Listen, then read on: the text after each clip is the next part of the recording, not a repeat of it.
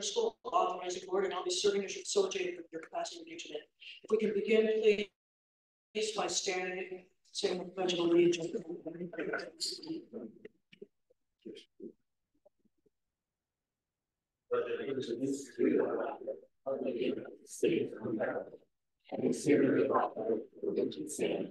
One nation under God, indivisible, with liberty and justice.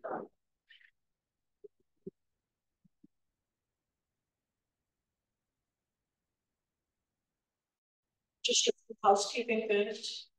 We would appreciate it if you could please sign in, and if you'll notice the sign-in sheet also asks if you know if you have any students that maybe attended a charter school or what where you live. So we're going to be on the demographics of who our audience is today.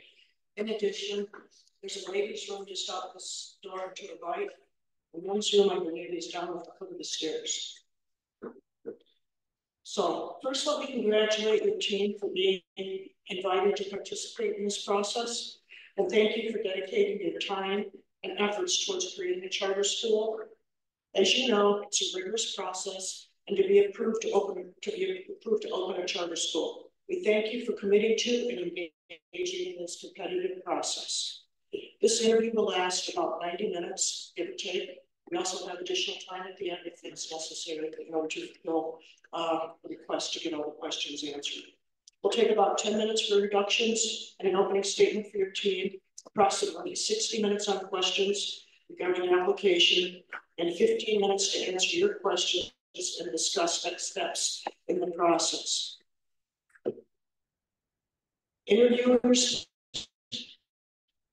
our board, have read your entire application and have developed questions so we can get more clarifying information. Just to be clear, perhaps this is a bit redundant, but I'm going to start by introducing the board. Fred Donairs. Fred represents the state board on this panel. Alan Buss. Alan represents the University of Wyoming. John Masters, who was appointed by the governor. Doug Chamberlain, who was also appointed by the governor. And Joseph Fowler, who was appointed by the state superintendent. And myself, Janine Manteski, and I was also appointed by the governor. We'd like to set a few ground rules for the interview. Your team should first designate a primary respondent for each question. The primary respondent may vary on the topic. We expect to spend 2 to 3 minutes on the initial response to a question, allowing for follow-up. And please feel free to ask for clarification if necessary. We have a number of topics to cover today. So if you get cut off or otherwise limit your response, it is in the interest of making sure that we have enough time to answer all the questions or concerns. I already introduced the interviewers. Can I please have the introduction of the team? Yes.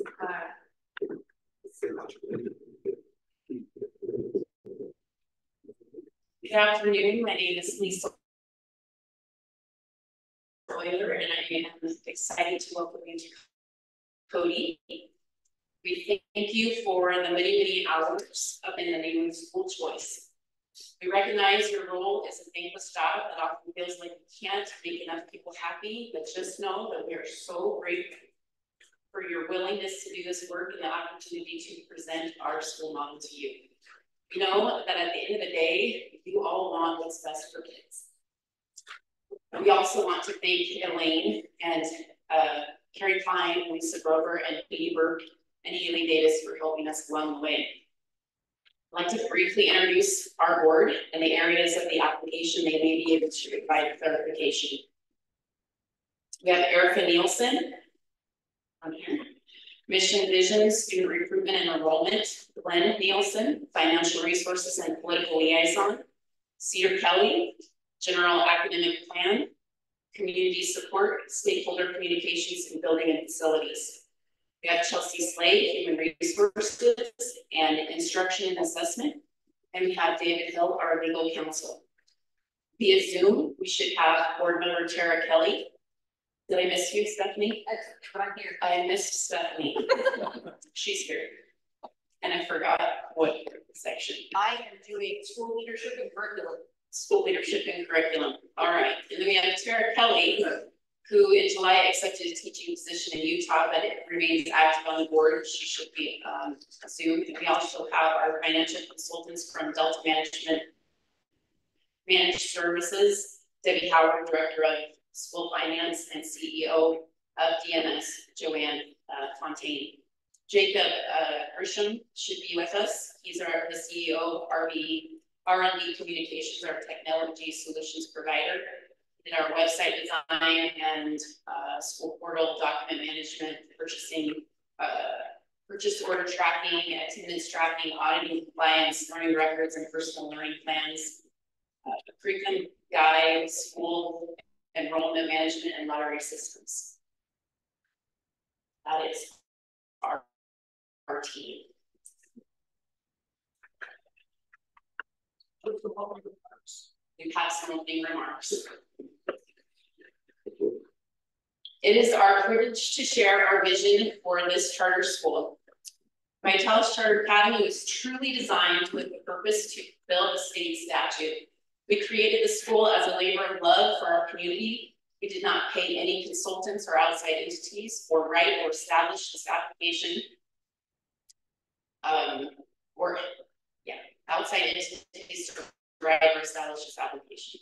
We are not backed by a financial or a franchise or education management organization. We simply saw a need to support the increasing number of homeschool students in our community with the best model of school for personalized learning. We recognize the hard work and tremendous effort the local school district makes to support all students and in no way wants to diminish their programs. The students and families we intend to attract are currently not participating in their local school district programs. Vitalis Charter Academy's mission is to educate the whole child by matching curriculum and tailoring the instruction to meet individual students' social, emotional, and physical needs, as well as cultivating a lifelong love of learning in a non-classroom based model. The charter school will support students and parents through a wealth of educational resources to meet the needs of their unique learner. We will improve student learning by providing a highly personalized, supportive, and flexible learning environment. This will be provided by creating personalized learning plans for each student, an educational team where students and parents are paired with credentialed teachers who provide academic support, flexible scheduling, innovative instructional strategies, technology integration, and ongoing assessment and adjustment. We aim to enhance student engagement, achievement, and overall success by focusing on each student's unique needs and strengths that will prepare them for future academic and personal success. We have confidently prepared a comprehensive financial plan that encompasses diverse revenue sources, careful budgeting, strategic growth planning, and robust financial oversight. By securing initial funding, managing operational costs effectively, and planning for long-term sustainability, the school will establish a strong foundation and remain financially viable. We have designated a successful governance and executive model that involves a well-defined organizational structure, strategic planning, effective policy and procedures, robust financial oversight, and strong community engagement, thus ensuring effective management, supporting personalized learning initiatives, and achieving our long-term education goals. The governing board will function effectively and remain an independent entity by clearly understanding and executing its roles and responsibilities, including implementing effective governance practices, investing in training, ensuring transparency and accountability, and adhering to compliance and risk management protocols. We are proud to support a comprehensive staff recruitment and professional development plan that enhances the school, that ensures the school will attract, retain, and continually develop high quality staff who are capable of delivering effective personalized learning experiences. By focusing on effective recruitment strategies, comprehensive induction programming, ongoing professional development, and robust performance evaluations, the school will build a strong, capable, and motivated team. desire to deliver high quality personalized education. We believe our school model to be highly favorable in creating new professional opportunities for teachers in our community, and especially those who've been burned out with previous teaching experiences or need a more accommodating schedule than traditional schools provide. So why should this school receive a public charter? Each year, the number increases of parents and families who are choosing to homeschool their students, raising just last year in Wyoming from 3,769 students to 4,211 students. Parents are making this choice for a variety of reasons, such as desire for a more tailored, personalized learning experience. Parents are concerned with their school environment and academic quality. They're dissatisfied with the curriculum. Some families have children with special needs, health conditions, or learning differences that need a more adaptable and supportive school setting. Some families want a curriculum aligning more closely with their values. Some families want more flexibility for their lifestyle, allowing them to travel or manage unique work schedules. There's no arguing the impact COVID-19 had on accelerating homeschool trends. This isn't going away, and we feel this school model is an exceptional way to address our students' needs in this community. We know that this model of school is vastly different from other charter applications you may see. As we have reached out for support from our local school districts and have been turned away, this state authorizing board is our only chance at receiving a charter.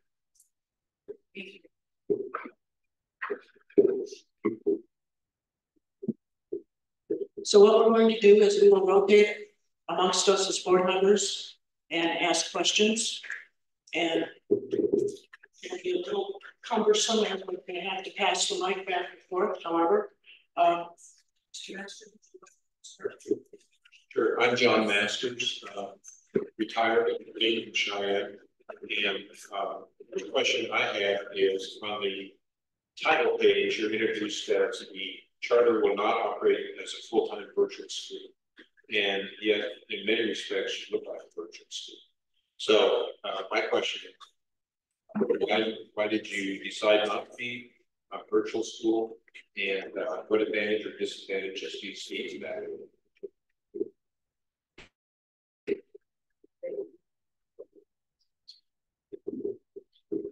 Well, we decided we did not want to be categorized as a virtual school because often virtual schools or virtual programs that the districts run have one platform that they run out of.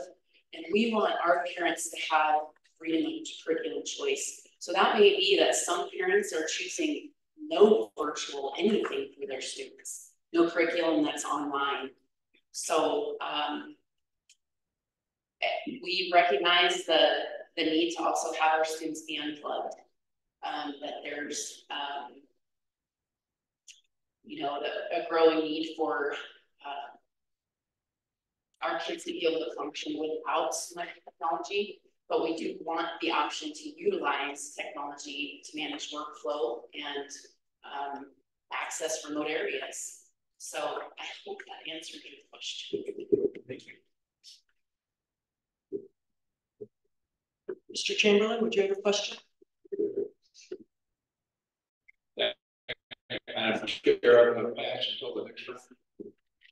Hello, Bill Filer. I want to just congratulate you, and I very much appreciate the amount of effort and time that went into your application.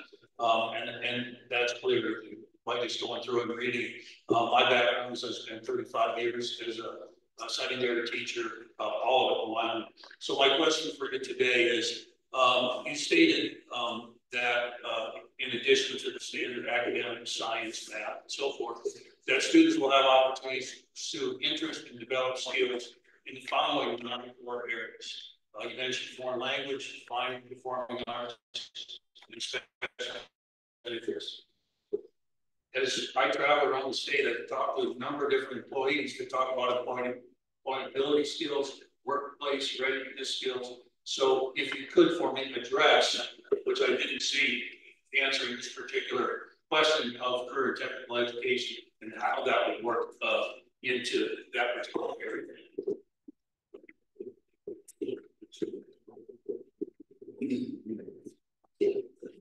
Holding it close enough, maybe, okay, sorry, anyways. So we did answer that a little bit in the graduation requirements with a 2-pathway, basically for steering our high schoolers towards,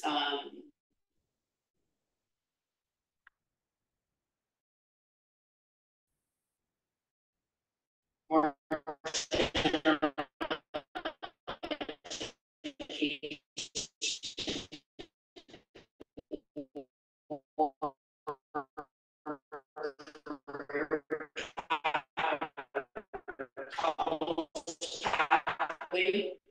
so, you know, an incoming freshman or sophomore transfer team, and talk about he has a pathway through that goes along with their interested in. So if you have a CAD, they would be able to choose those courses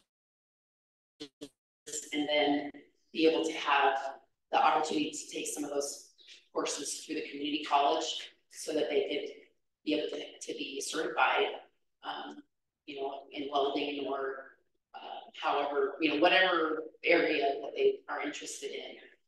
And I think in that section of the application, there's a list of like capstone classes would be there's an intermediary and then an advanced and then a capstone course. And so basically, you can go through community college or you can go through online instruction for certification based on the student's interest.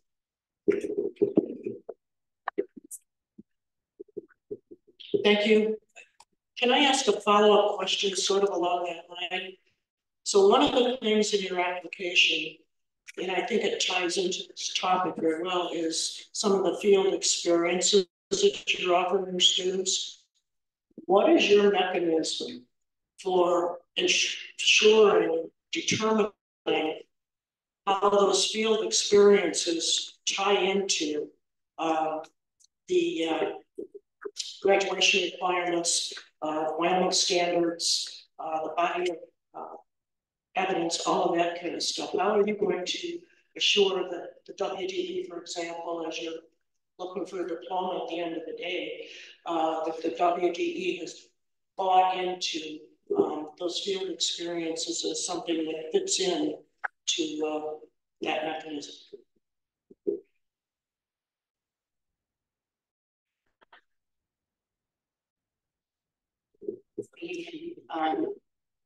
So I think our community partners program, because you probably wouldn't give kids credit for just one field trip or field experience out for a day. But when we look at our community partners program, developing that so that we'd be working with the community so that people who own businesses, maybe you have someone who is an artist and would teach kids different types of art.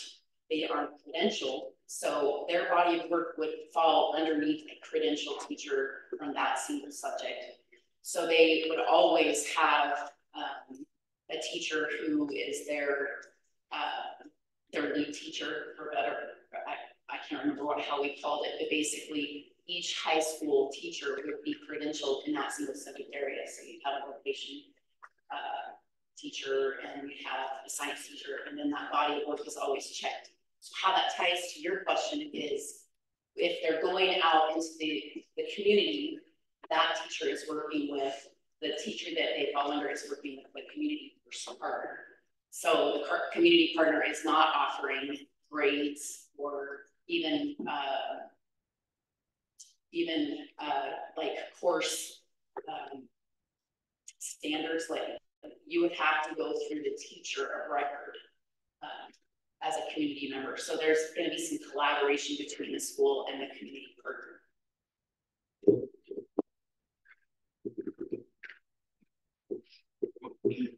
Thank you. Can I follow up briefly? I noticed the the community partner. I noticed that you discussed the community partners.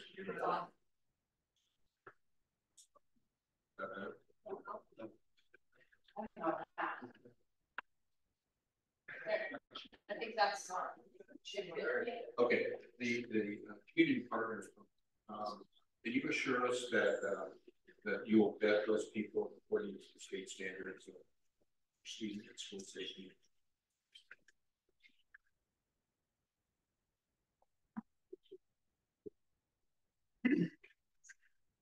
Absolutely. I know, I'm really close to it. Yes, absolutely. So if we have a community partner and they agree to partner with us, they would go through a very similar process to what a school teacher would. Fingerprinting, those kind of, I mean, we would never want to put any child in harm's way. And I think that, you know, as parents, as just a mother, I would want to know that as an assurance as well. That if I'm going to send them to, you know, a local mechanic, or if I'm going to send them to a local artist, for example, that they would be vetted in every possible way to know that they're safe and that they have skills. And as part of that goes, David Hill, I am the attorney for the applicant. The community partner would have to show evidence of expertise, evidence that they operate in business, have a business license, that they pay taxes in Wyoming, etc. That they have classes and services that would be provided. They would also have to be able to provide insurance, have a policy that would cover any type of a general liability policy. They would have to undergo a background check and fingerprinting, complete an application through the Child and Adult Abuse and Neglect Central Registry screening. They would also have to show their TB test clearance, undergo mandatory mandated reporter training, complete a W-9, complete an additional application, and then also abide by the non-discrimination and other policies that the school would have. So there is quite a substantial verification process and application process for those community partners.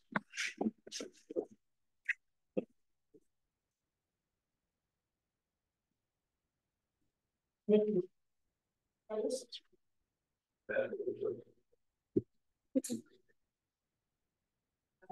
Turn it over to Fred Lanier.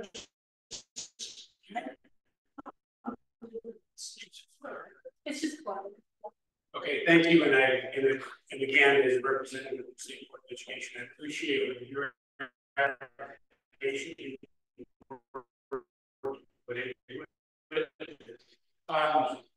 If I read the application correctly, we talk about being self-managed, process and self-managed support for the parent and the student and intervention special home environment. When you look at the overall processes to manage your audit, I'd like to hear about that. And then also something clear about proposing the mediation process for the Wyoming Charter School Authorization Board. What kind of process will you have with the parent and the student? If we could have, yeah, we still, there's a people, so yeah, break it up for us a little bit. Well, let's start with what is self-directed mean for the parent and the student. I'm going to ask for some clarification. Do you mean self-directed as in the student is self-directed? Curriculum and learning. Okay, so I guess we can talk a little bit about the team. Is that the educational team? Exactly. So with the student being self-directed, obviously there's high engagement needed on the parent side of this. This isn't something that could just simply be turned over and a parent walks away, right? There's direct parent involvement, and then that parent works with the credentialed teacher through the charter school to make sure that we're meeting state standards, that the correct curriculum is being used to better personalize comes in.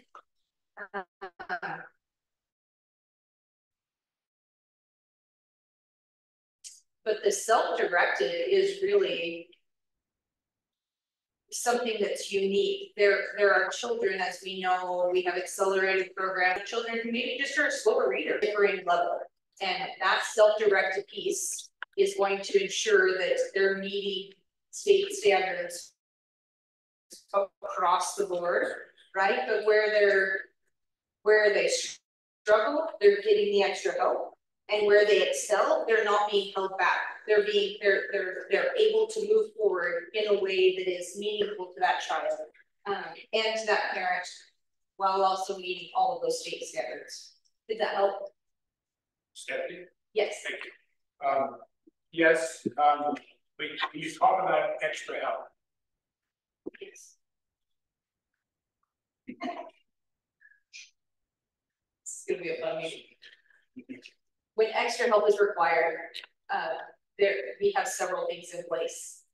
We would have specialized teachers that can come and give extra assistance to the parents. Sometimes that extra help can come in the form of a tutor. Sometimes it might come in the help of the teacher, the credentialed teacher coming in, working alongside mom and student, or dad and student, right? To simply say, think that maybe this math curriculum isn't working for this child. Perhaps this one that's more, right, hands-on, for example, could be their method to just getting extra help that they need.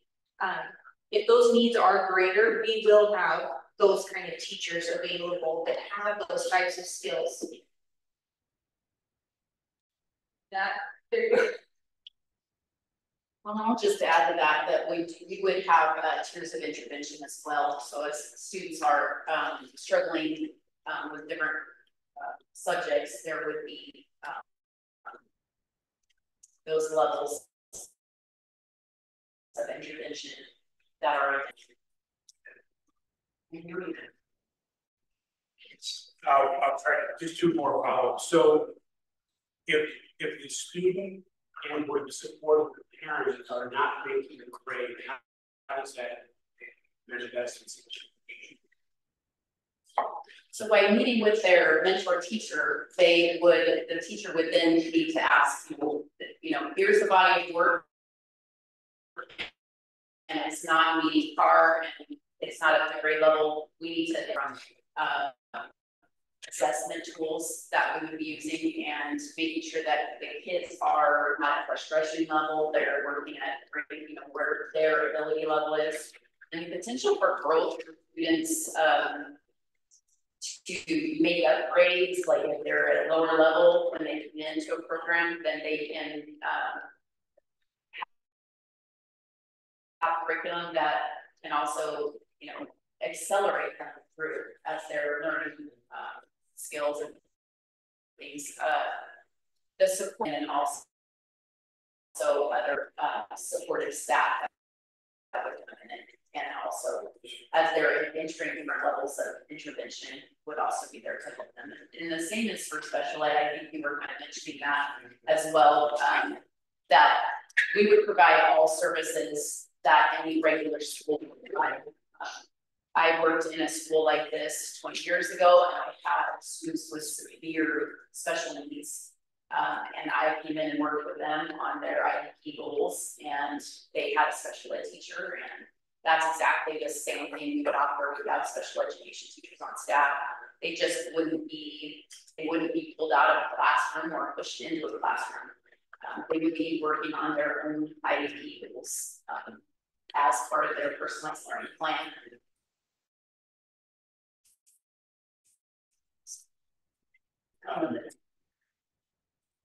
I'll just be loud. Thank you very much. Last question. So I'm assuming it's set up about explain how this might be different. And I think you talked about some of the opportunity and choices earlier on. What were your conclusions when you started that model? Well, okay, so I'm going to take this one. Wyoming Connections Academy is a platform. I believe it's Pearson And basically students are plugged into their courses and they're at their computer screen all day long. And they have a progress bar that monitors how much work they've done, and that also tracks their attendance. We would not be offering that kind of program. I know that speaker that one of the speakers. Yes. I can't see her. Oh.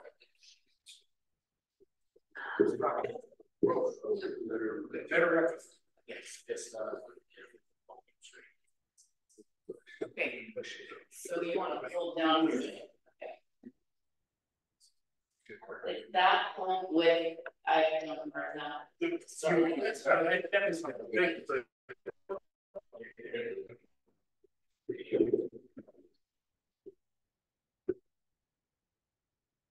Dr. Buss, would you like to follow up with a question?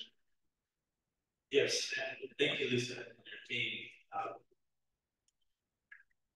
I guess I'll start with a question about the curriculum. So you mentioned that there would not be you would not be formally adopting one particular type of curriculum. We have a couple of questions surrounding that. What would that look like in terms of assessment? What does that look like in terms of organization for support or mentor, making sure that there's an accessible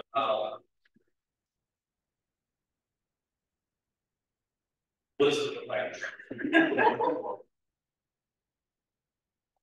Thank you. Question. This is very different, right? We're used to students going in and having one half curriculum and then everybody's screwed and you can kind of see where you rank and things like that. The benefit to this is that each family and each individual particular student gets a personalized opportunity here. The way that looks, we had a course catalog. There was an example in our application that you could click through and kind of see. So in that example, I just was touching a bit, just kept touching buttons.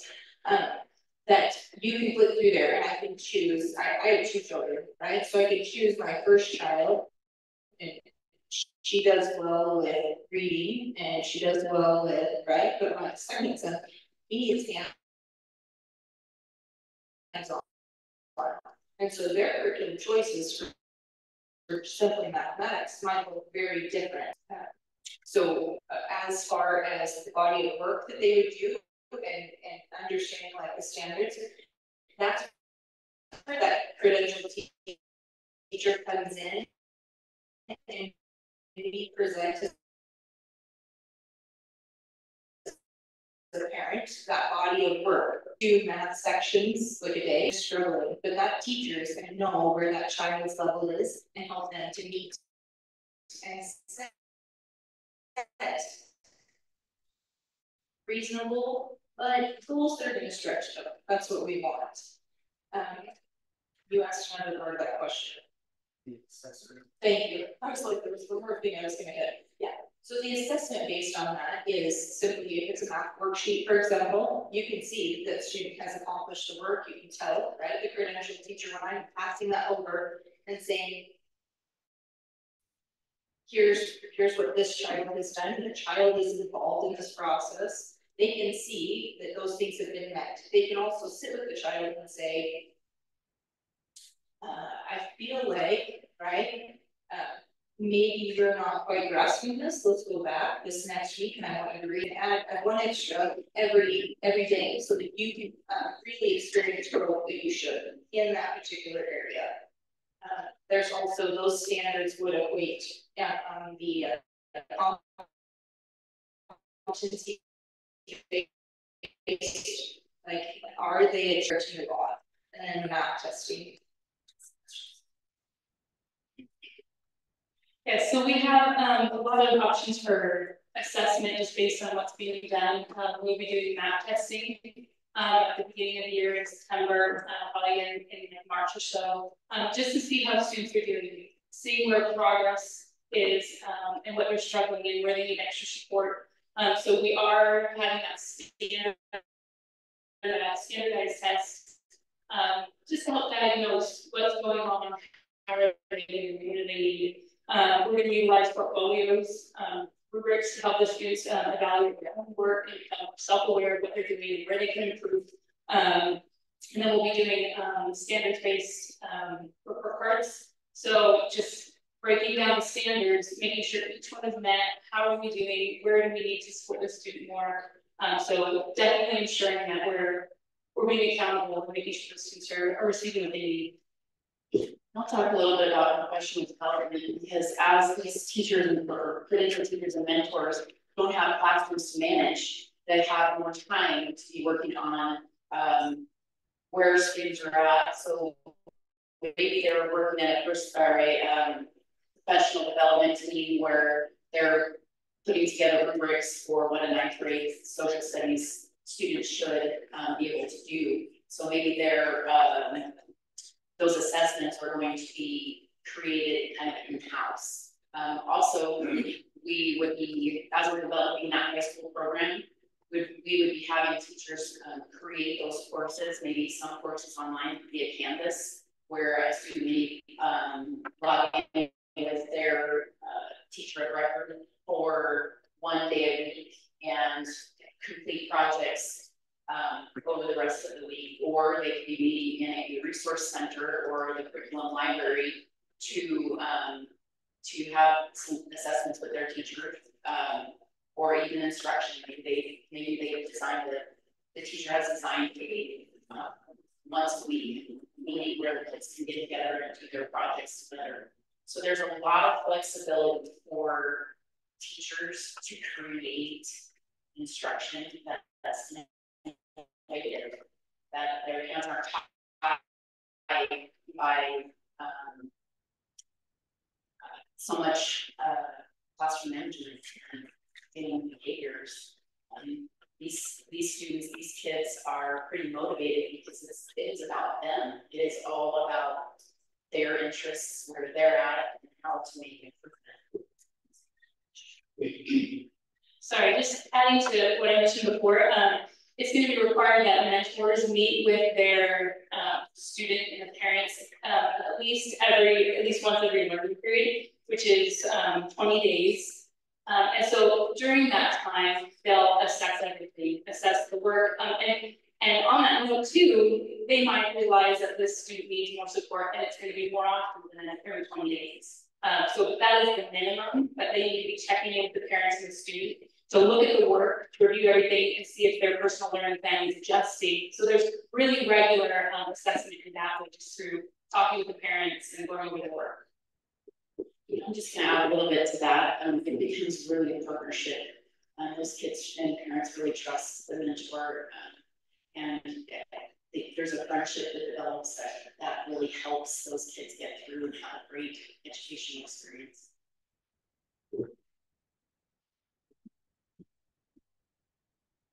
If I may ask a follow-up question. So,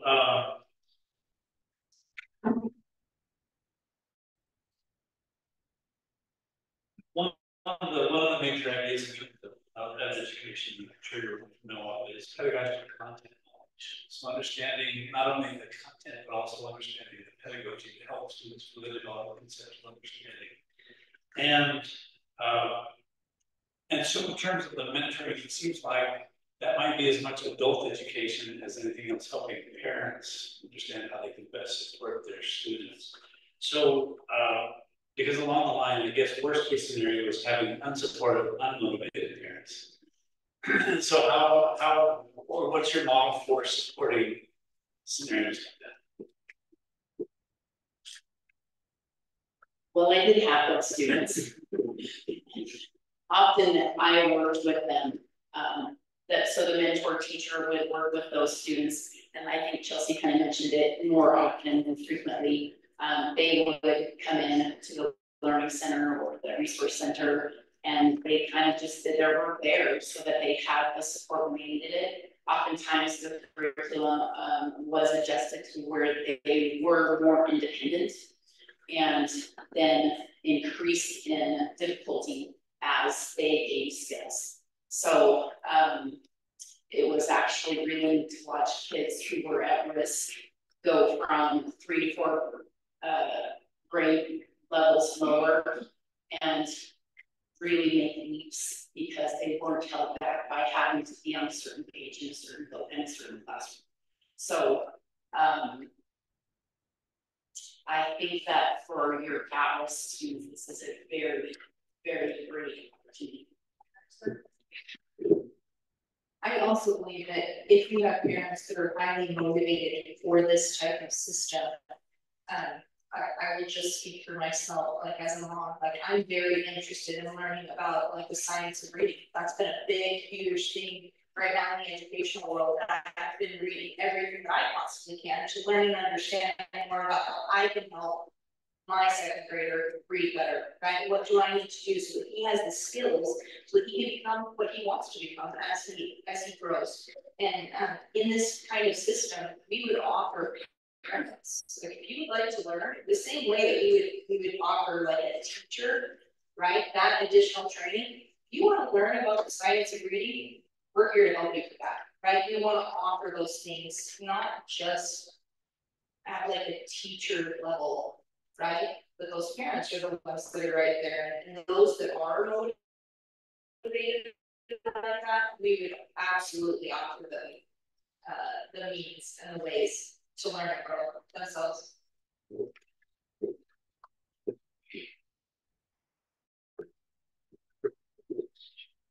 So just to sort of clarify things a bit. So we talk about certifying. We talk about mentors. And I'm sorry, but one of the requirements, of course, of the legislation that was passed is that any approved charter has to be the same state statutes that the traditional schools have to meet unless they apply for are these teachers, mentors, whatever you call them, are they PTSD certified? Why are we using the phrase mentor instead of teacher? And, you know, whereas I truly appreciate the passion that you all exude, it concerns me on a parent's ability to really be able to monitor and do the assessments and all that good stuff with their students that, you know, that don't have the background in that area.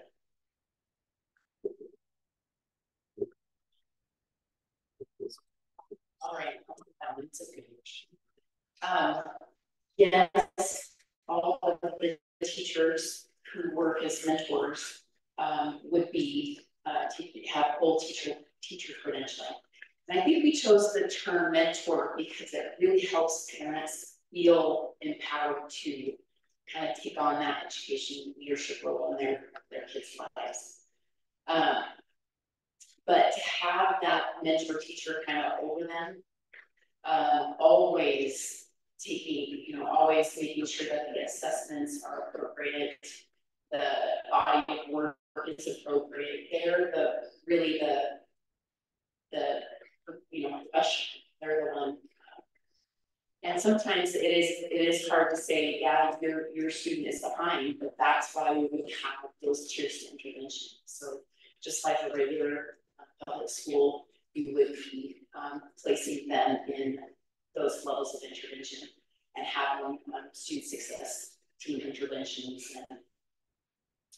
And there's another part to your question.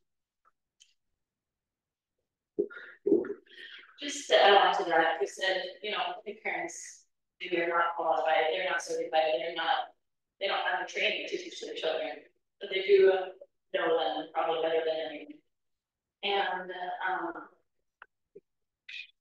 these parents are taking their kids out of the traditional public schools, regardless if they have help or not, they're doing it. And so to be able to give them the support that they needed, because they're doing it now, and the numbers are expanding, right?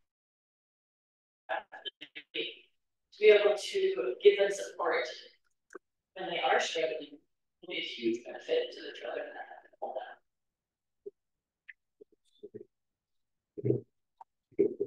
Thank you, Mr. Master. Thank you, Madam Chair. And I'm probably the one that messed up the volume, so I'll be more clear. I noticed in the application that, and Mr. Von Aaron's touched on it, there's a discussion of mediation. There's also a discussion of certification and records, and the offer that those things would be available to us. And the inference is that some things won't be available to us. I think that's probably incorrect, but I want to make sure that you understand we need and expect access to all records that are not otherwise protected by law. And that we are not necessarily bound to mediate a dispute. If you want to choose to use mediation for disputes within your organization, that's great. I would certainly encourage it, but you cannot bind this board to mediation. And I see you all nodding your heads, so I think you agree with that. So, yeah, and I guess that kind of raises another question, which is this model that you chose. Interesting, especially since you're hoping to take it statewide, and a lot of facilities for meeting is necessary for small groups. And there's discussion of group activities, which I don't know if those will take place within an individual home or within the meeting space that you're trying to have available. Certainly that raises school safety and security issues, but are you prepared to treat all of those environments for children to be educated as schools for school safety and security, or only in the meeting place offices? That's that.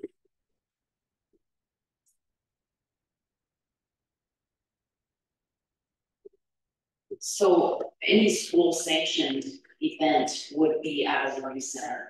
It would not be in a person's home unless they were vetted as a vendor. So if they became like a partner, the community partner program that we're talking about, if they were, if it was a family who had a farm and they had a field trip coming out there, or they had a regular class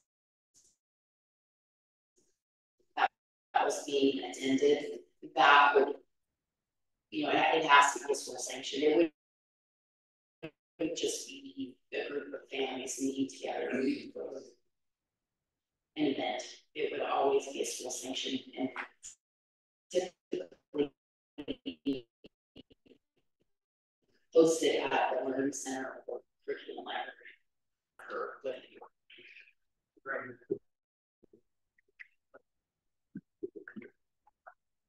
Just to stop for one brief second, there were several folks that came in after I made this announcement. If you could please sign in, we would certainly appreciate that. Thank you.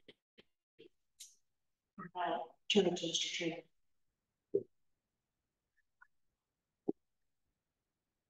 This question comes from my experience as a teacher and school administrator.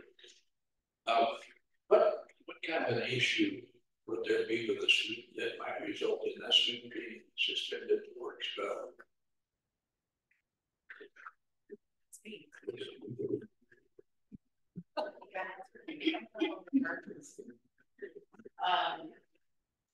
Because they don't meet regularly in a classroom, there's less behavior problems and issues, but I think that our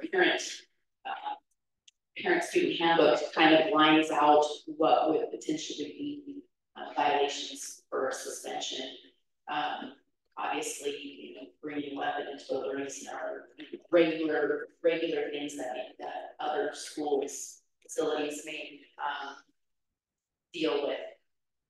Because that central office, that learning library is the main area where students would be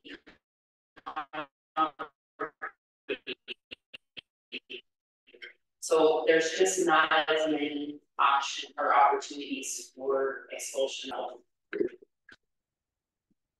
follow up to Mr. Chamberlain's question.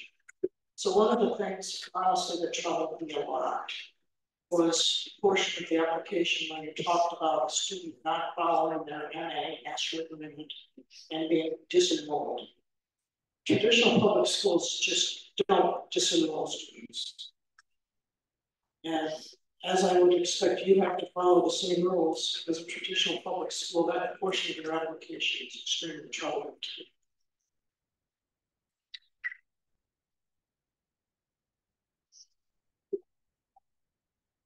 Well, and that really is a protection to the student, because what happens is that sometimes you get an at-risk student who maybe doesn't have that parent support. And so then they're meeting with the teacher, not doing the body of work and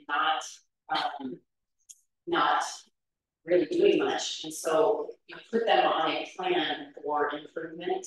You go through the process of meeting with the parents if they'll meet with you, and kind of lining out what we have to have some work.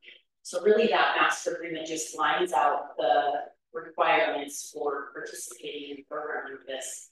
I mean, they're free to go back into doing homeschooling at home, but to be part of a program where we have requirements for attendance and for assessment and obligations to show student achievement, it's not really the best scenario to keep a student who's not doing any work.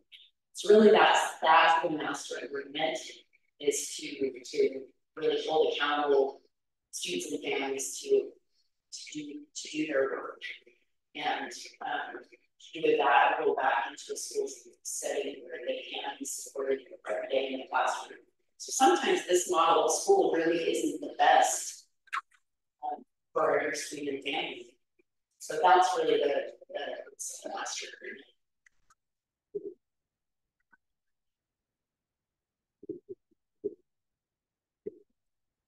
Thank you. Mr. Pilot? Thank you. One of the things that I'm struggling with is all that we are asking for state funds. It sounds to me like you're very heavily relying on parents to be the instructional facilitators. Do I understand that correct? So if many parents now, our economy and trying to own a home and so on and so forth, are both working parents. So if there was a case where we have two working parents and your charter knocks it out of the park with test scores and this is the best place to get up in the state, how will you address that if a person's career and so forth for two working parents, if they want to attend this particular charter school that is utilizing state funds? Thank you.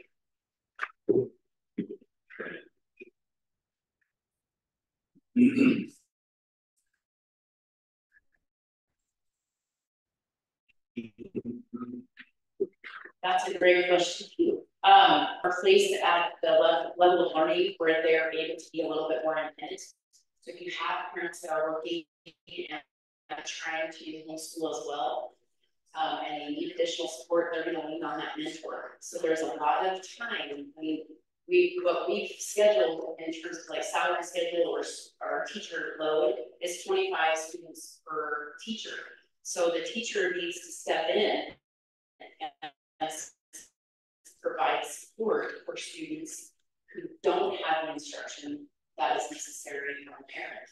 So I know the model feels like it's mostly supporting homeschool families, and it is.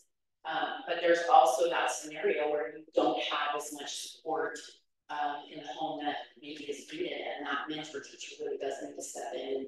And that's why we have the learning periods, like Chelsea talked about, where you're meeting with a parent and meeting with the parent saying, I'm completely overwhelmed and I can't keep up with sitting with him all day long. So maybe you have to adjust the curriculum to make it a little bit more, there's so many types and varieties of curriculum out there to match what students need and where their instructional level is, so that they can work a little bit more independently. To answer that question as well, just along with what Lisa said, you know, there's gonna be some families that knock it out of the park. That do an unbelievable job, that need very little assistance from their mentor teacher. And just that flexibility opens it up where these mentor teachers really can be there for those students a lot. And even if parents aren't like, you know, the brightest or most capable or whatever, like your conventional teachers, but we have, I worked in a school for a long time, and we have pretty smart credentialed teachers teaching kids all the time in school. But it's that mentor teacher who takes on this responsibility for the students' learning. And it's their job to go in and assess, to really find out, how much help do these parents need? What kind of support do they need? And I think it's part of what's going to keep teachers with us, because people need to be creative. They need more than just standardize everything. That's part of where this burnout is coming from, that we're seeing for teachers, is that they're preparing kids for tests too often and not meeting the needs and being creative and solving problems that families are having, students are having. And I think it's one of the strengths of our schools, that they can just go and see who needs help where.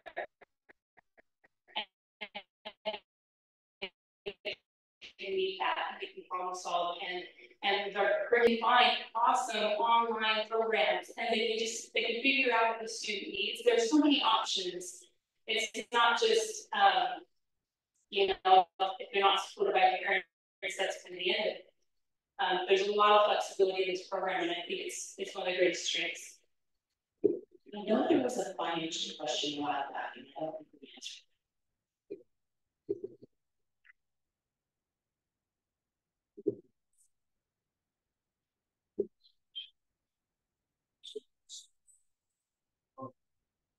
Does anybody have a financial question? Next question. So,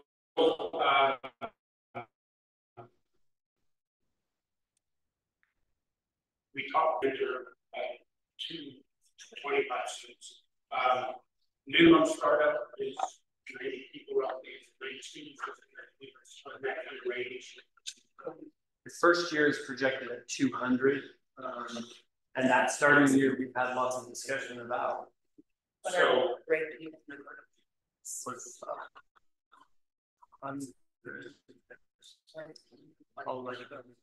okay, so I think there was a range there, but can you give us a sense? K-6 feels a bit aggressive to us to start that first year, and if you could give me a sense of the resourcing and your ability to bring the student and instructors there on time, as well as the special needs support.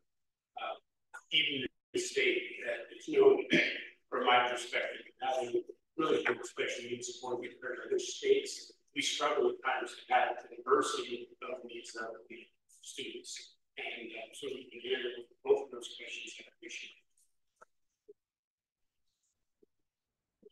So I'm gonna just go back over that again. So you want to know how we're going to basically recruit teachers to fill those K-6 spaces, and then also how we're going to fill or recruit special education.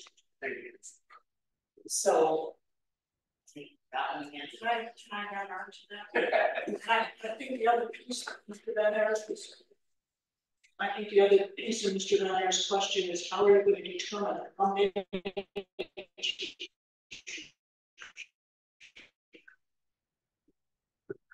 student enrollment, that 25 students per teacher, and then special education teacher based on the number of students. So really, when we get that enrollment in spring, those projections will be able to start, figuring out how many students per teacher that we would need. But I'll just be honest, we have a lot of teachers come to us and say they would love to work in this model school. They're not willing to step forward because their jobs with the local school districts are at risk. There's some pushback. And I think they're feeling that they're not willing to risk standing up for it when we don't know if we'll be approved. So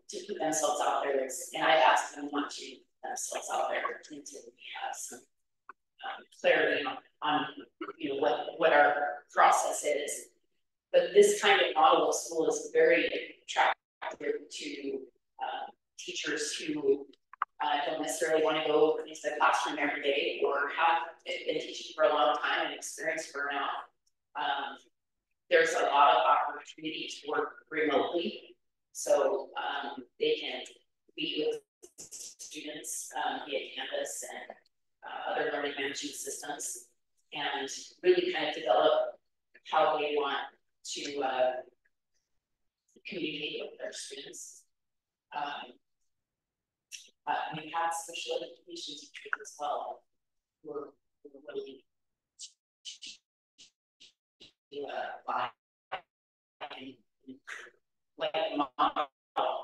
yes.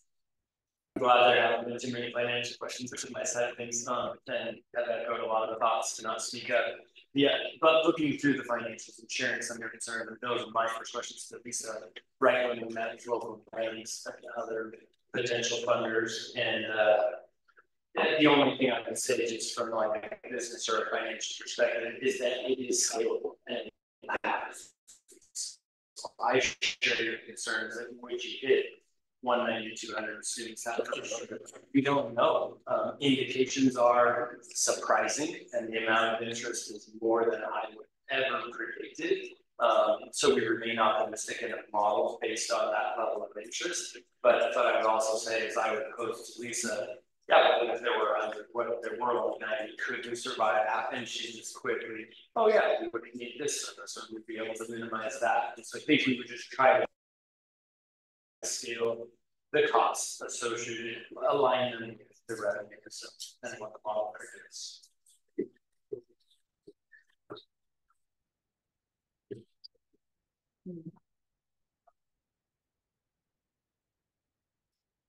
I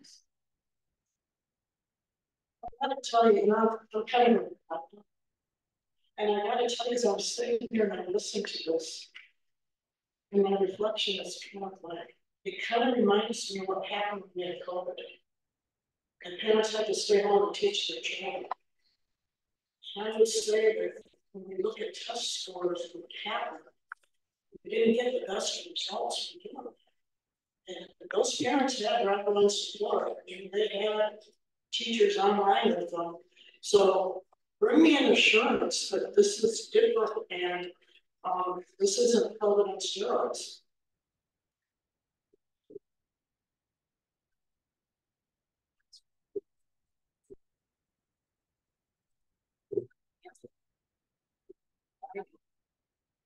I'm glad that you brought that up because there is concern, right? And I think that we all I'm just gonna speak to the elephant in the room. Everyone has had an experience where they see a homeschool model where the children are just wildly free and running around and doing nothing and maybe not learning very much. Okay. I recognize that as a fear, right? My own in-laws had that fear when we said we were going to homeschool. Oh my, right? That's not no. I believe that during COVID, one of the hardest things for parents watching members of my family, whose children were then brought home, right, was that they were trying to run another person's program, but in their house, and that was really difficult for them. I do agree that teachers, I have a sister that's a teacher in Arizona, and those teachers were doing their best. They were trying with everything that they had, right, to support the students, to support the parents, to that was a choice though that wasn't made by that parent. It was a choice that was thrust upon them. The parents in these scenarios are choosing this. And there's a difference when we have a choice, right? And I'm so grateful that that in this model, that those supportive efforts come together and they work in partnership. And the parents, as the parents, love the concern. The teachers come in and give that support, right? And then they work together in this model. That I feel is a great benefit. I'm just going to really speak to the difference. The difference is during COVID, we had educators who were not independent study teachers. They were trying to run a classroom from home. And so a lot of technology issues came up for districts, a lot of, you know, they weren't used to the platform that they were putting their material on. There was a lot of communication problems.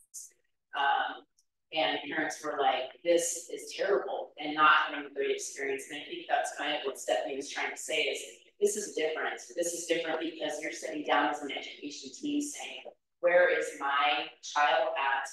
What kind of curriculum options do I have? What's the best case scenario for their type of learning? And then the students are working at their instructional level. And it's a system that they become used to. It's not something that they were kind of thrust into when it was foreign.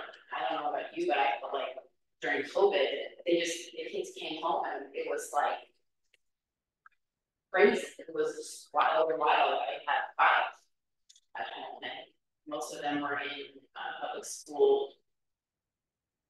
You know, coming out of public school to come home for COVID, and so trying as a parent, trying to catch up with what the teacher's expectation is, and trying to run from a classroom into your home is different. It is different than being their education partner and saying, we're picking this curriculum together. I'm there from step 1.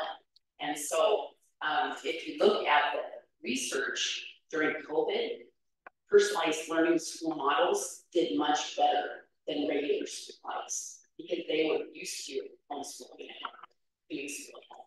They already had their curriculum on board. So this model of school is not new.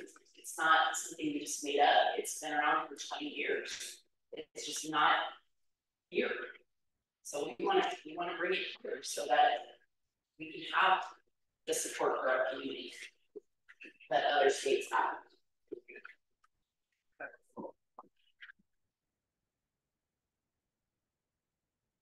I'd like to follow up if I could. Like to follow up. You commented that part of the success of the school, if I understand correctly, is because parents choose this. Why do you think parents don't choose this? This kind of goes back to Mr. Filer's question earlier.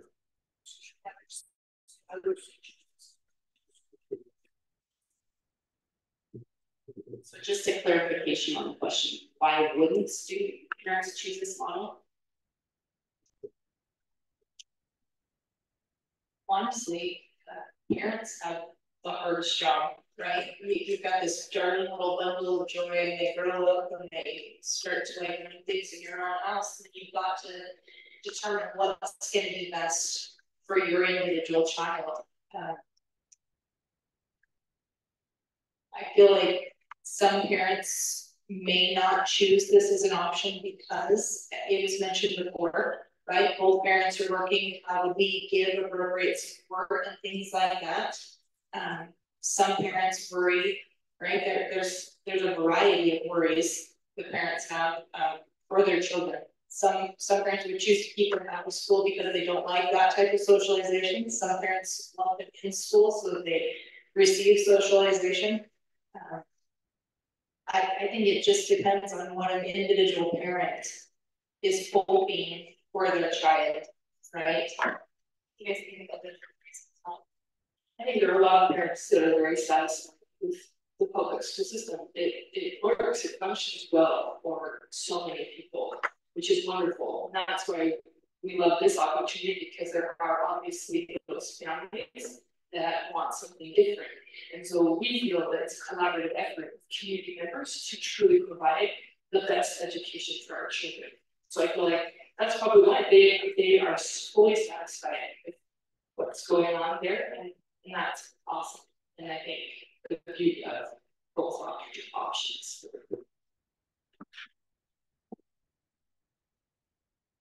And another reason, I think the main reason why this school model's been put forward is under the statute.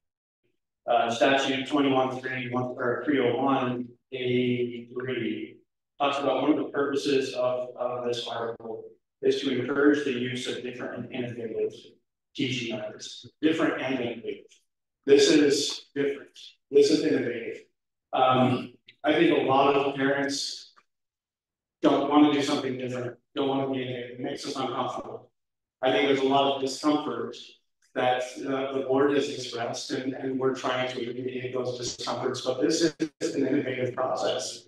And we're going to go through growing pains, it's going to be an uncomfortable process, but we want to be innovative and we want to be able to change, and we want to be able to address those kids and those families who need something different, who are maybe satisfied but maybe something different, or who for whatever reason want to have that different innovative change process. So I think it's a matter of discomfort as well. Why would you want to stay with the traditional model? For some it works, for some it's what they know, it's how they were raised. Some it's just a risk tolerance.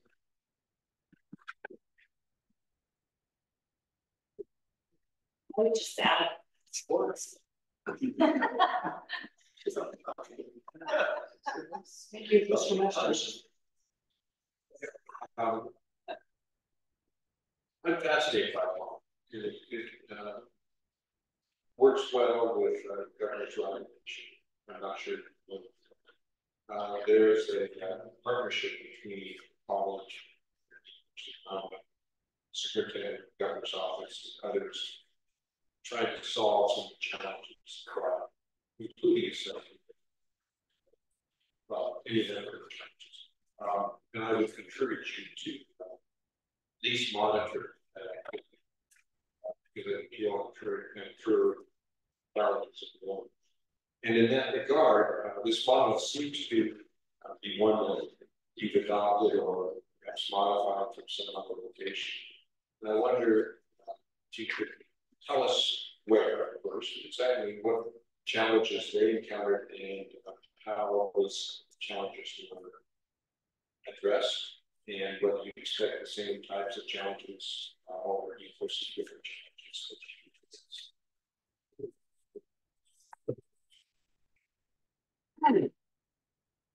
We'll start. I'll give you more of an anecdotal answer, and hope it's not a big personal kind of history, if you would, and then I'll let the more teacher and school-based perspective speak to that. But at least for myself, some of the ideas I've tried to contribute have come from a homeschool experience, and candidly have come from a marriage where all these concerns and all these risk tolerances that we've been talking about have been debated and genuinely prayed about and wrestled about, and yet in unity you seek what's best for your kids. As a taxpayer and a businessman, I share some of your concerns about the use of public tax monies, and that they're being used for the proper purpose, and that there are checks and balances, and that if my taxes are going to flow into homes or that schooling system, there has to be some checks and balances and some proper oversight. And blend that up with a wife who says, I know my kids best. I care about them more than anybody. I want to help tailor and customize and teach and preach and help build them with all the capacities for life.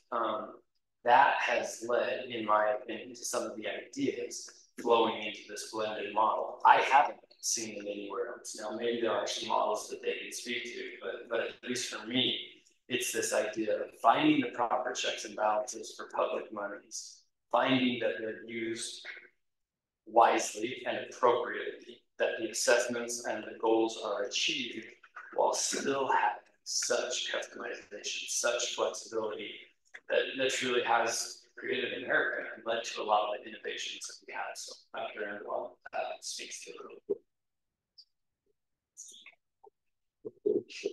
So personalized learning model, non-classroom based personalized learning models. We did a ton of research. You can see it on our website page. Many schools we pulled research from in states Alaska, California, Idaho, Oregon, Iowa, Arizona. Actually, one of the teachers who sent me an email did it in a Kansas school. So this is not new. And I'm not sure that you guys are aware, maybe you are, that this model is actually being utilized in Wyoming through a virtual program. But, and my son is enrolled in the program, but it is not, some of our, wanting to do it this way is to be more transparent, because the virtual school programs, I'm not sure are, effective the way we would like to be. My son is a first grader. He, is enrolled in a school through Western County Schools, virtual school, and we never see his teacher. I'm not sure, I mean, we do an assessment once a semester, and that's the only time she gets on online to do a reading. So and I purchase his curriculum and I send them the documentation and they reimburse me. That is not how we want to operate. That's not how we want to run school. We don't want parents paying for curriculum. We don't want to reimburse anyone. We want to have a curriculum library where parents can come full curriculum, or they can match. You know, if they find a curriculum that works for them, they let their teacher know. The teacher sends it in through a monitoring system. And we have gosh, I just forgot what Jake did. Our computer. He does all of the solutions for anything we for attendance tracking, auditing, compliance, learning records. Jake, I don't know if he's online. He can speak maybe to some of the tracking, because I know that was another, as we came up with our concerns for this school, we did not want to have, we wanted everything to be transparent and top state of the line, like just the best quality we can find. And so we went with people who've been doing this for other schools. They worked out all the peaks. I think this kind of answers maybe to one of the questions you guys had is, what do you foresee as problems? We wanted professionals who run schools like these, their financial departments, their computer resources, because we didn't want to have to deal with those problems. They've already been worked out. So we wanted professional people to do that. So I don't know, is he on something? He had to hang up, but he said you could call in. Well, right, I'm going to do that. Just tell them about your experience in the school that's learning. The problems. That's one of the questions. Is what problems did they incur? What problems did we that caused our new schools? Or as I worked in the school. At-risk students, that was a struggle. It's that oftentimes they weren't doing well in the regular school system, and so parents wanted another option. It was a very rural area, extremely rural, and I had 70 miles to cover. And oftentimes the parents would say they would do a lot of grand things for their students and then not turn the body of work. And so I would have to provide a lot of support in order to get that student learning to occur. And it was really neat to see those kids come out of that. And it was really hard to see those kids that did not succeed. And then we had to do something different for them. And oftentimes that was for them to be disenrolled from the program and to go back into the regular classroom. Because that was what was best for them. Other problems we had is getting curriculum to families. So the curriculum would be purchased, but it would have a distance to travel. So we had a bookmobile that would put the books and the curriculum. This is before a lot of technology, so it would go into a vehicle and drive up to us. So that was a problem that I think we've come up with some solutions as I've asked other schools how they remedy that through using instructional funds to ship the materials directly to them. So we've come up with some solutions before they're going to be a problem.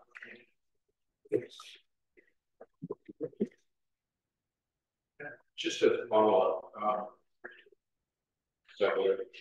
As a follow-up, Wyoming is a very rural place. You probably realize that. Driving from Cheyenne, I saw a lot of it yesterday. there are places where internet availability is still a challenge. And much, I think, could be wrong, but I think much of your program depends on internet connectivity. If a child is in an environment where that's a problem, is that child going to not have access to an option, or do you have some methods to upgrade individual internet connectivity for a family? If you do, I don't want them because I don't know this. It's only just got it in our house, because we have that problem, but we did want to offer families opportunities to use their instructional funds for things like internet connection, but this model really does lend itself to supporting students who are remote, because maybe they don't need to have any classes online. Maybe the curriculum that is chosen that's best for them is in a book or a workbook. There's just flexibility to really connect families to what they need. And some of these families are doing this on their own anyway.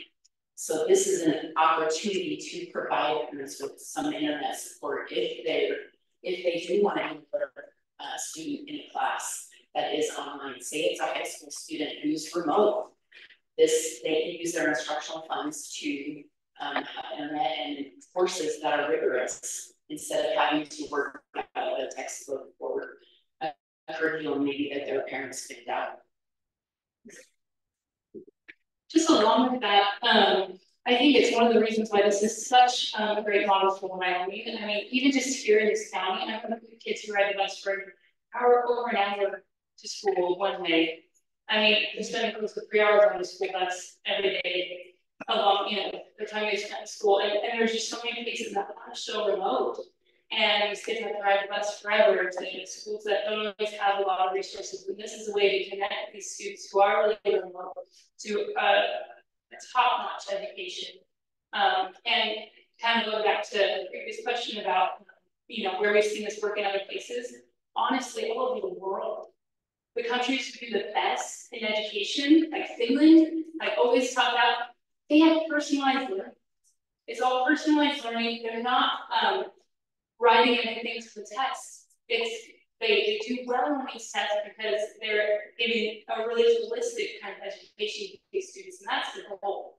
The goal, and I think we're focused on that ideal of giving a whole child kind of education where they have hands-on learning, and they can do so much of this with the vendor courses and all these different things with their parent support, not to mention what benefit it is to Wyoming to be strengthening families.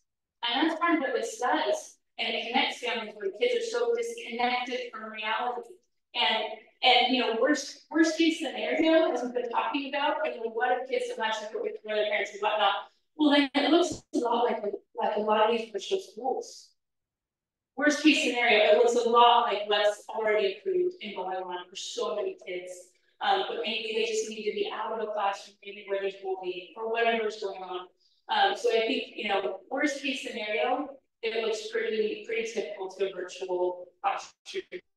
Best case scenario, they're getting a robust, hands-on education that is tailored to their specific needs, seeing all over the world. They've got to be their education.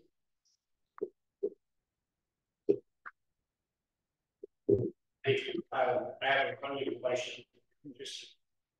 But before that, I'd just like to follow up in a comment. My board member, pastors, I was on the Village Right Committee. So the work that I'm trying to do here is very similar to the passion that you're explaining for your students. And also, as a board member of the State Board of Education, the graduate is also trying to get at this similar things. So, and I urge you to continue with those as well. When you just as a follow-up, placing the students that didn't succeed in that California model, how did they do when they were put back into a traditional school environment? Can you give me some examples? Because it was a small community, I did know them when they went back to the regular school setting. They typically, you know, would do a little bit better because they didn't have any other option. And mom, dad, you know, they're done with trying a different option for them. But I mean, worst case scenario, they're still at risk, just like they were when they came out of the school system, their school system, to go try a different option. But a lot of times, I mean, I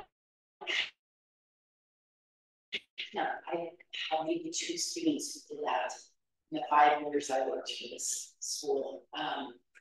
Most of the time they were, you know, really trying hard because there's a flexibility with your life. I mean, if it only takes you 3 hours to get through your schoolwork, I'm probably going to stay with that school as opposed to having to go, you know, sit in a regular classroom if I'm an at-risk student and I'm not engaging with material. So there was motivation to do the work, knowing that there were consequences if I didn't follow through with the expectations.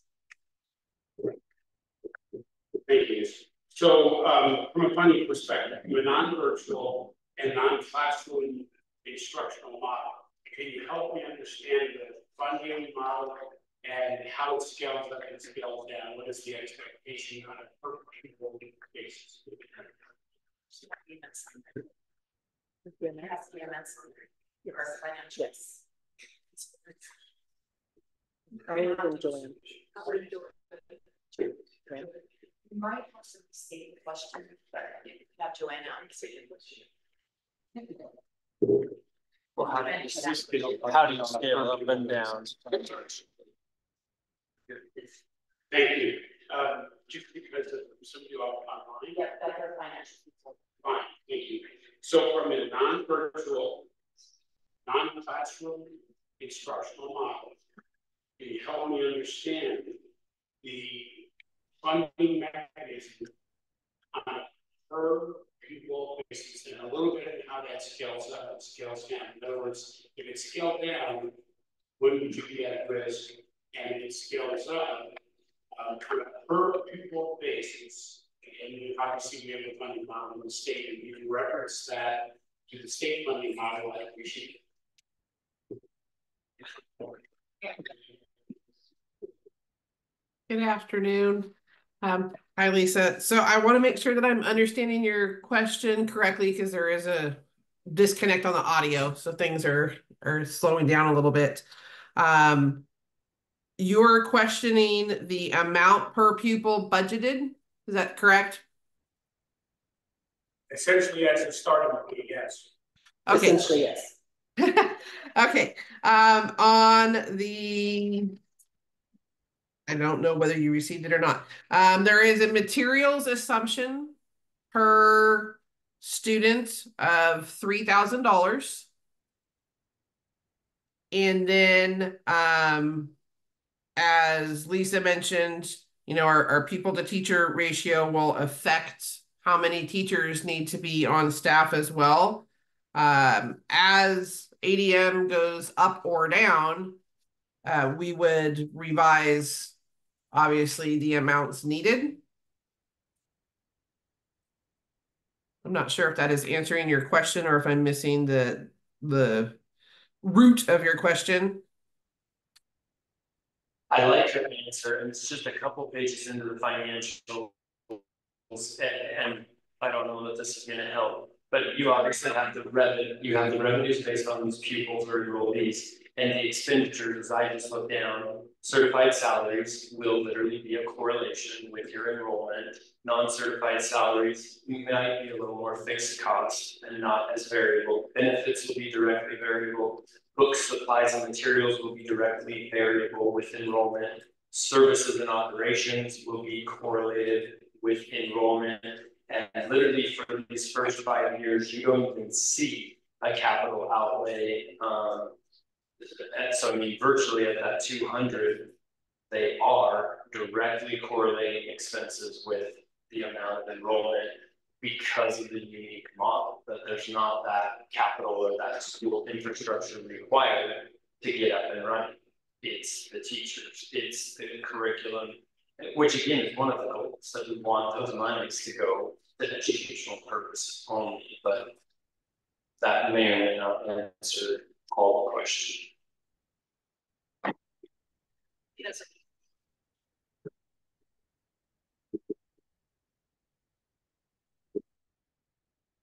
So as a follow-up to that. So I think that you are paying for internet services for those students, for example, if they have to go on Starlink, it'll be $120 a month. If you would be paying for that. Talk to me about equipment. Who's paying for the devices and all of that stuff? So that would also come out of their instructional funds, or at some point if we qualify for a grant for technology. Then the students would be able to qualify for like one-to-one devices program, or but all of the costs that a student would need would come out of their instructional funding. I think I put in there a link to maybe a board policy, possibly board policy for technology reimbursement, not necessarily reimbursement, for technology that the school would provide. So maybe it's that the school has laptops on in the curriculum library that families check out, so that their students can take online classes that we have, or things that they want to do online classes. Remind me, because I read thousands of pages. Remind me what that first. Remind me what that first study, and I think this is part of the question Mr. Andrews was asking. Remind me what that. Saying it's $1,000 for material. $3,000. And that is the amount you're talking about, which includes Starlink instructional. Yes. Okay. Along with that, because not every student will need it. I just don't know if that's clear, that not every student will need to borrow a computer from the school or need to have their internet versus something. A lot of families will just want to use the technology that they already have.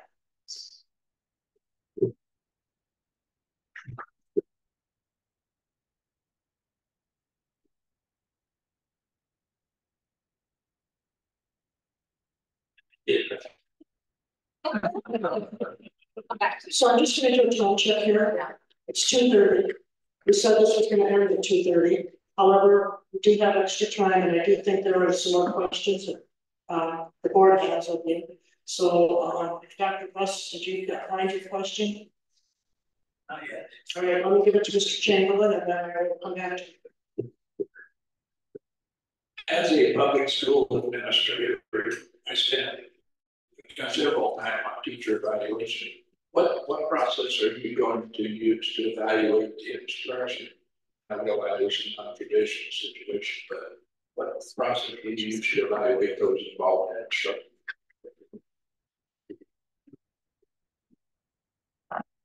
So in terms of professional development evaluation, so just like in a regular school, if a mentor comes in, every teacher will have goals and requirements to show professional growth and development.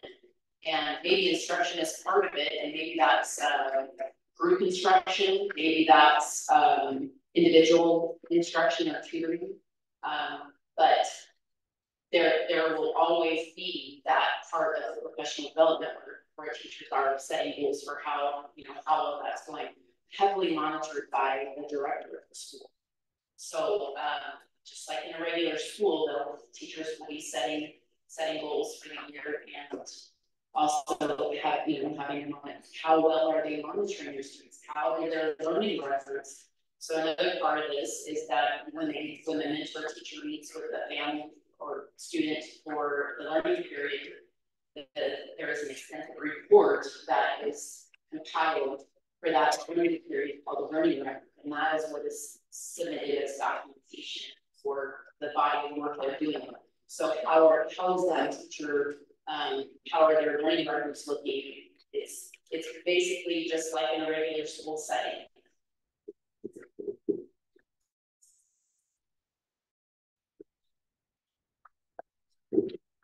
I just apologize if you had.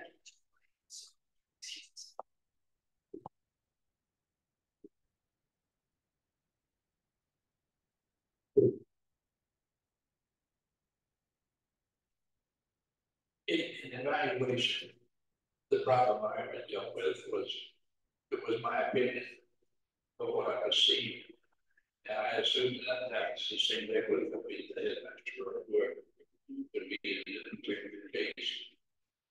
Have you ever considered using student achievement as the ways of determining it?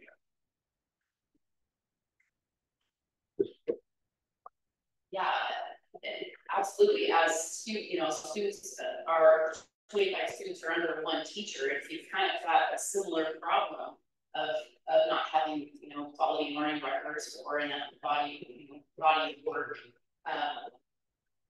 coming in. Then those are definitely things that those are going to be on the list for improvement for that teacher. I think another really great aspect of this model is professional development. That this allows teachers to be trained in personalized learning strategies. So it's going to be at the forefront of what the leadership team or the school is focusing on in terms of professional development and meeting with the director each year and working on these goals.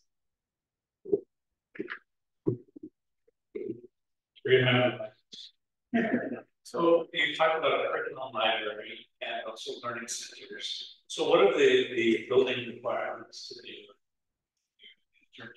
either storage or administration? What is it?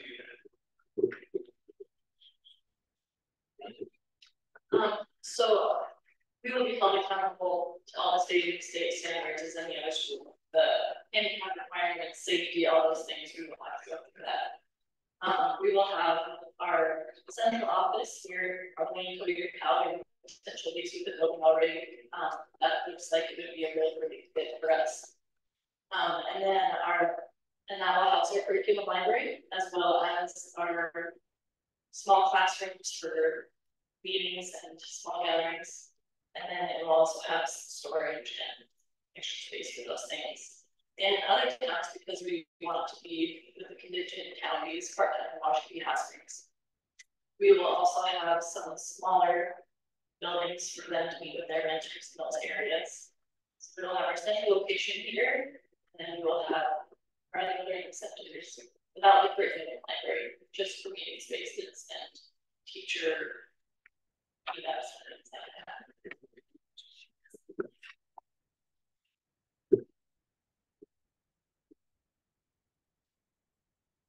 So did your business model include the lease fees?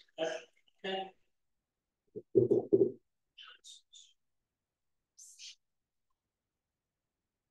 So a little history here first, which is hard to believe it was this long ago, but in 2006, our legislators had the foresight to start the Hathaway Scholarship.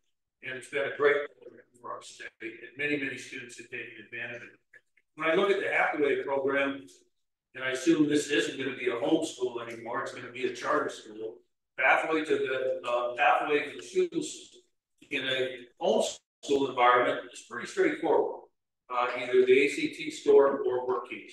If you become a school, high school entity, there are additional requirements. I believe you can probably meet those requirements academically, the math, social studies, science, and so forth. Where I'm concerned, and we worked hard as a group to change the Hathaway, so we now opened it up so students can get a better basket of goods, which would include foreign language, performing arts, and CTE. My concern is, we've talked several times about using, so I guess my first question is, how are students going to earn, and two of those have to be sequenced, how are those students going to earn in that particular area in either CTE, foreign language, or performing arts? What's the plan for that? And the follow-up question, we mentioned using community college, for instance, for CTE, which we have some phenomenal CTE.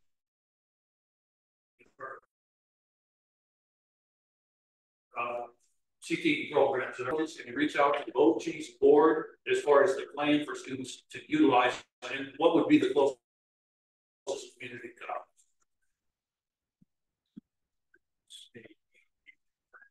Was it done? It was such a. John came in from weeks. I didn't hate it, so. Yeah. It was clear. Oh, there. Okay, great question. So there are so many programs out there that are just already established for this career pathways. So, you know, you can get on any virtual program and go through a pathway that would be accredited, that would give those students those credits for high school students. So there's always that option. We haven't reached out to those other boards because we, you know, are kind of limited as we're not really a school. But I know when I was here in our 6th school district, I facilitated the concurrent enrollment program as the gifted and talented coordinator. And so I know that it can be done. I know that you can reach out to schools, and maybe it's that some of the schools, you know, the students are more remote than they can attend at Northwest College.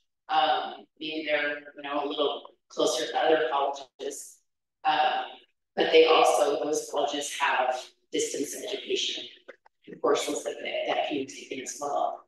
I just think there are a lot of ways to solve the issue of getting quality education to students than having to be in the classroom.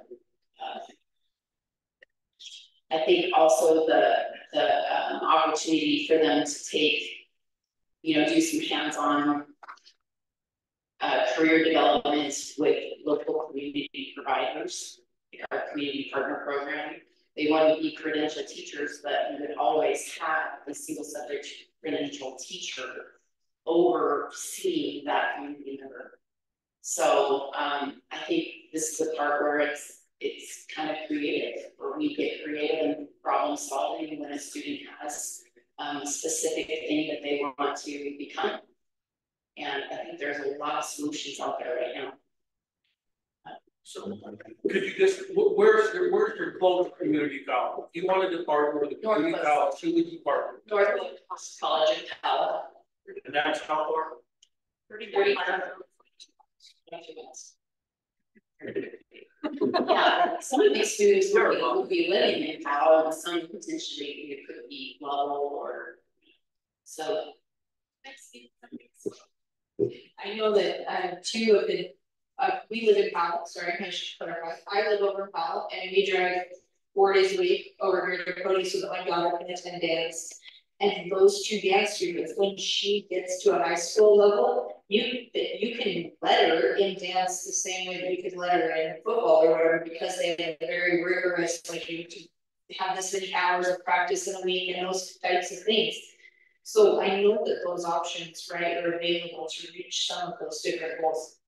The college has always been wonderful to work with in their outline programs, such as like welding or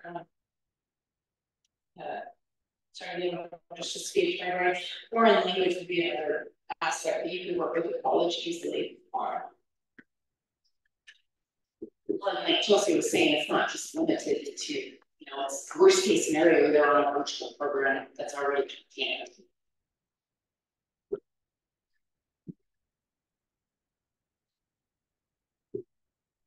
Master, this is one last question with me, and then we're going to ask it over to our consultant to see if there's any more questions that they would like to ask. Notice what I thought were a very comprehensive set of bylaws. Looks like we are well on our way to meeting orders. Is it your intention that the governing board will always be composed of parents, and as members of the board see their children lead these programs, will they retire and put on new parents? Is that your intention? Just a yes or no, or have you thought about it? Maybe? We're just going to be happy with willing to serve. Okay.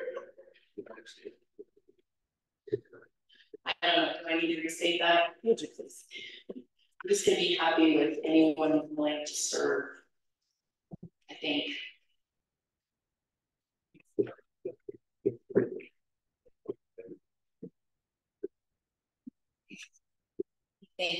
name is Heather Running, and this is my colleague Gina Post with the National Association of Transport Authorizers. We've been supporting the board as well as a review panel comprised of different folks from different divisions of the Department of Education. So we're trying to be really respectful of your time, and we're a little bit over. A couple of rapid fire questions to kind of just make sure that we're all walking away with the information you need to continue this review. So at the time of the submission, you had an executive director candidate or a back office provider identified. Is there an update on any of those things? In terms of the back office provider, do you mean locally, or do you mean like our financial consultants, because they would be provided by payroll? Either and. We do not have any staff hired. We don't have any. Don't want to promise people jobs that are going to be there potentially. But we do with our financial consultants. They do provide those services that we would need. And in terms of the executive director, when we wrote this, we really wanted this model to be based on the effectiveness of and quality of the program, not on who could run it. Potentially, I would be willing to run it because I have experience with personalized learning. But I think it was our intention to have the integrity of the program, the school, what it can do for kids and families, not necessarily backed by who would be running it.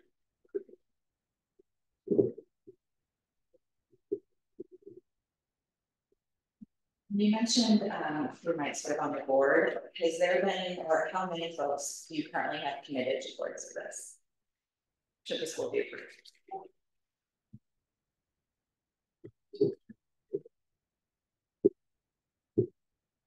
Just all of us are currently ready to step into that when and if this is approved. We also have a really great group of individuals that currently in the school that are ready to sign on the dotted line and say they want to be part of Vital's Sugar family. And many of them are willing and able to step into that role in the board as well. I believe 5 to 7 members was what was stated in our. And the board will also ensure that there's no conflicts of interest for any potential employee or employment relationship with current board members. So I believe in the application it stated that some folks in the applicant group might choose to be employees of the school. So is it the intention that if those were both the options, you would opt to be the governing board? Can you restate that? Can you clarify? So in the application, it is saying that a lot of you have education experience, et cetera, that we might potentially consider or take employment opportunities within the school if approved. But is it what you're communicating now that folks are here, you would serve as the board the school launch? So anyone who would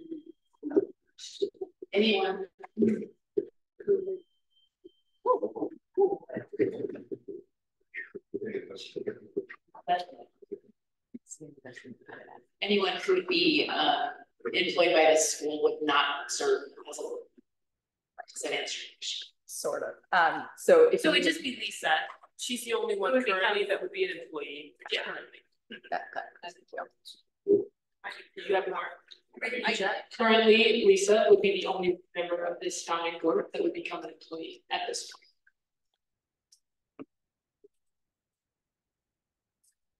There were several compensation models for teachers included in the application that showed a lot of agility and different ways of interacting with students, or different levels of what the day would include.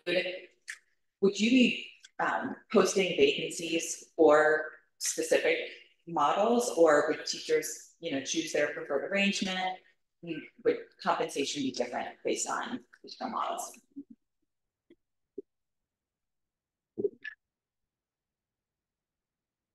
So yes, employees would be choosing their compensation. So I think you're referring to whether they're a part-time teacher or a full-time teacher, or whether or not they Or would be different teaching. caseloads or. Yeah, different caseloads where they maybe had, I think it was 22 students and but taught a virtual course or a Canvas course.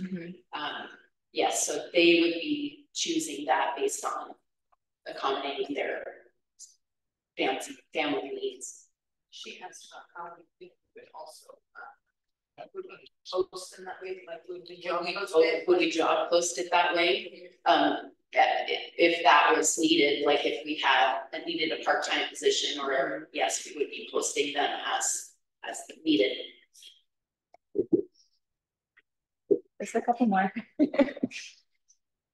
So you had mentioned that the per pupil or the per student instructional fund sort of amount was $3,000 per year. In your experience with similar models or what different students' diverse needs or interests might demand, how likely is it that parents would have to fund outside of that additional amount based on, you know, whatever kind of personalized choices they made?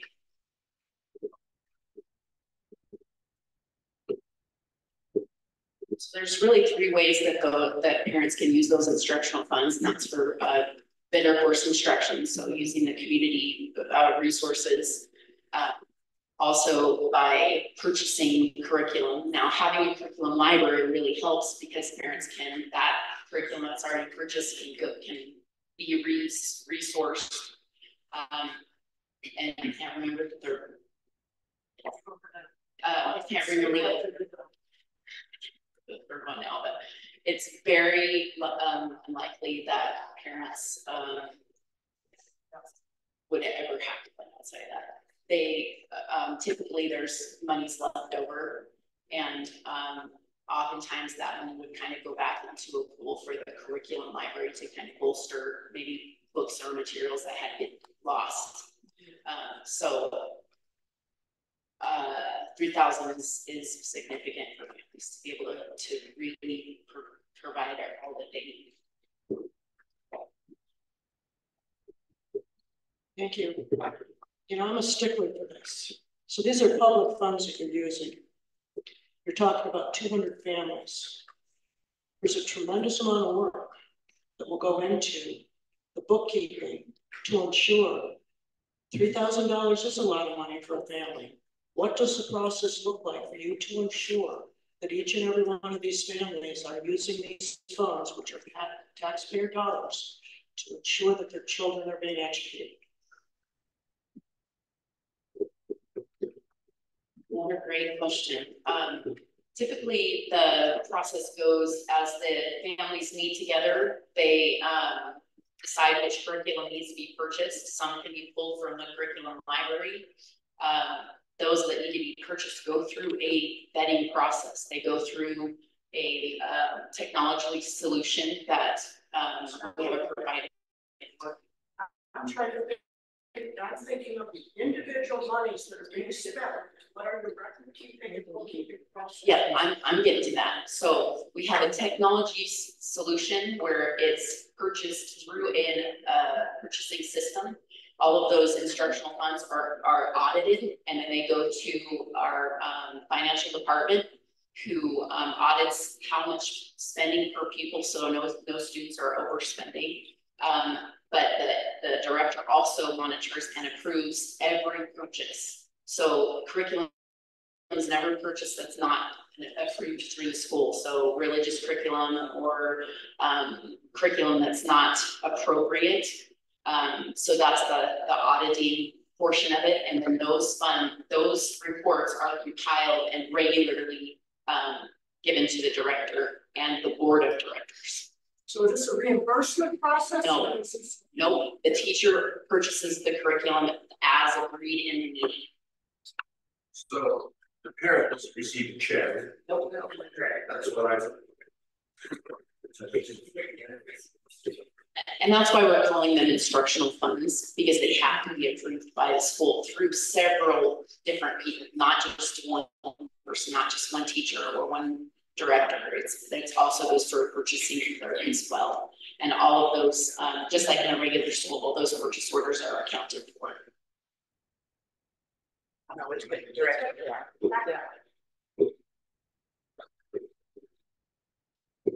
So will you be tracking each student's seat time to feed into the state funding mechanism?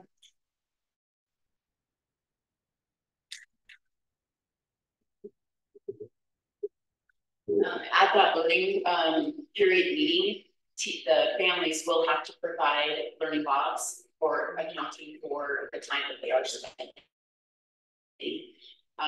on each subject. So there will be some accounting that families will have to provide for activities. Yeah, so in the student handbook, we provided examples of what those learning logs look like for families. So it is based on family self-report. It's based on family self-report. Yeah, it is based on family self-reporting. It could be that a student is in a virtual class, and then we can use that accounting. Just to add to that, it's based on family self-reporting, but also the mentor teacher evaluates the body of work to make sure that it's matching what they're seeing on those logs.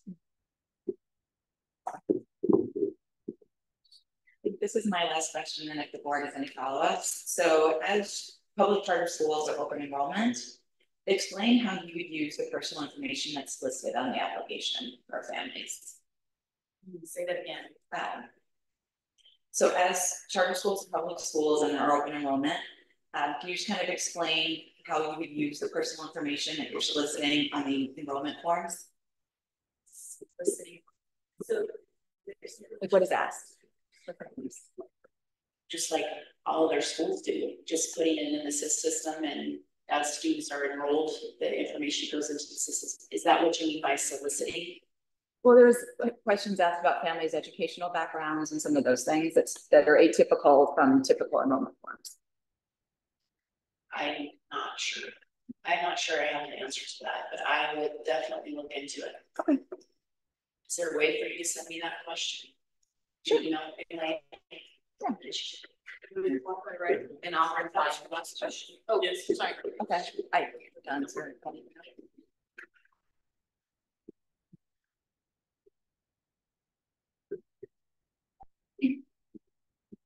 Well, I thank you all for participating in this portion of the process. I look at this process as we're going through the evaluation as sort of a puzzle. The center of that puzzle is your application. There's a lot of pieces that fill in around it, including this interview process. This evening we'll be going through the hearing process. Folks within the WDE, of course, did their assessment on your application. So all of those pieces will weigh into the decision that the board takes. Right now, that decision is planned to be on the 10th of October. As you know, tonight we'll be having a hearing to get solicit public information. And I know that there's some folks here today that will not be able to participate tonight. So I'm just going to share with all that the window for public comment after this meeting, you are eligible. If you are not able to come this evening, you are more than welcome to solicit public comment to us, and that window will be closing on the 25th of September.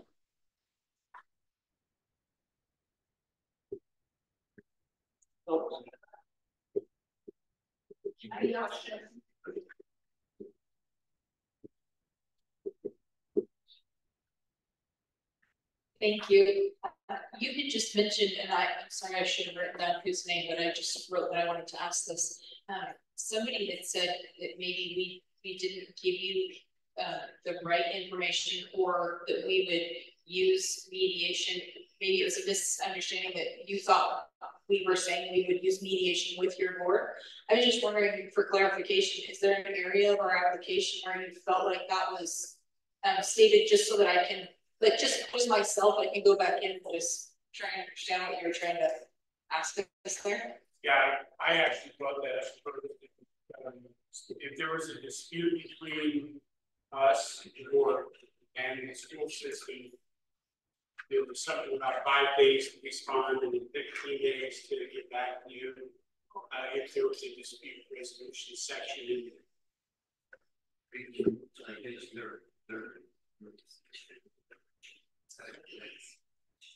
Yeah, I'm gonna have to refresh on that. Also with that, were you also then the person that, it was something about that we said that you inferred that we were saying we would not give you information from our school? I think that might have been John. What? Okay, I just wanted to, clarify that, that information is going to be shared, but sometimes, how one little word means that no one person, I just thought I'd try and figure out where that was stated, where you felt that. Thank you. That was teacher certification. Okay.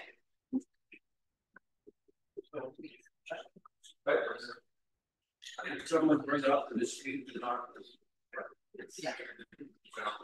No, so on pages. So I look at this pages 28 through 29.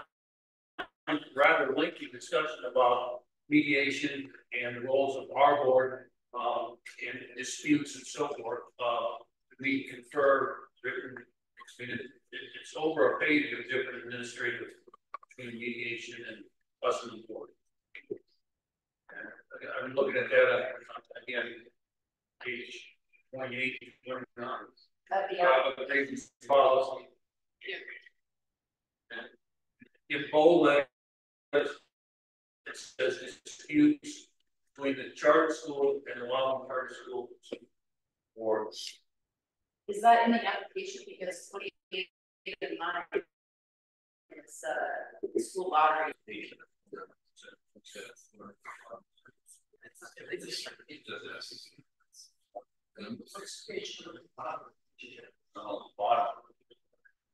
I don't have. So I think looking at the numbers from one. I may have maybe setting it up. That's okay. Thank you. Well, I thank all for coming. Public comment will be this evening at 4 o'clock. Where? Yes, right here. Say this evening.